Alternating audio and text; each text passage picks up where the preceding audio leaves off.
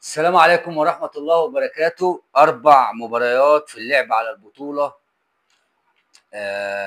الجولة رقم 6 بدأت بمباراة النادي الأهلي.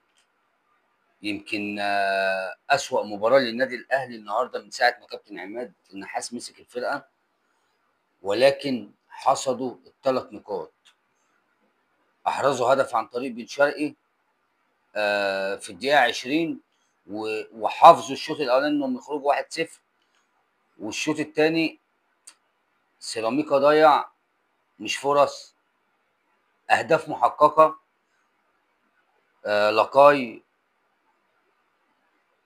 وياسر ابراهيم في اخر دقيقه شال كرة من على الخط، وفي اكتر من فرصه، ولكن النادي الاهلي قدر يحافظ على الصداره بهدف بن شرقي. ثم فاركو المصري، فاركو تقدم بهدف المتالق احمد شريف، هدف عالمي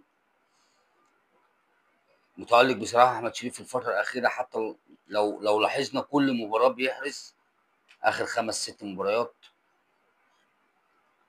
ثم تعادل المصري بهدف ذاتي عن طريق احمد عوض، ويخرجوا نقطه هنا ونقطه هنا.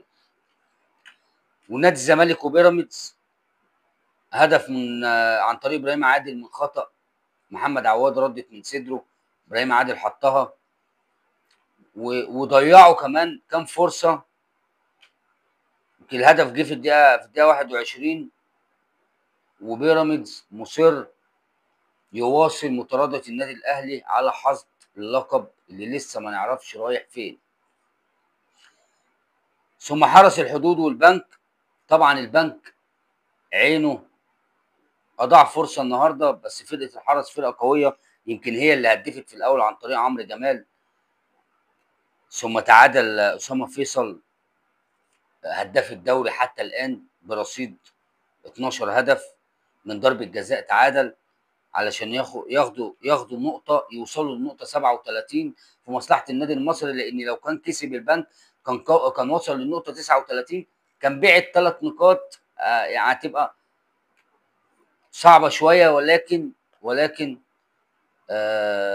تعادل البنك يحافظ للمصري على حظوظه في حصد المركز الرابع، علشان بطولات افريقيا زي ما احنا عارفين من الاول للرابع.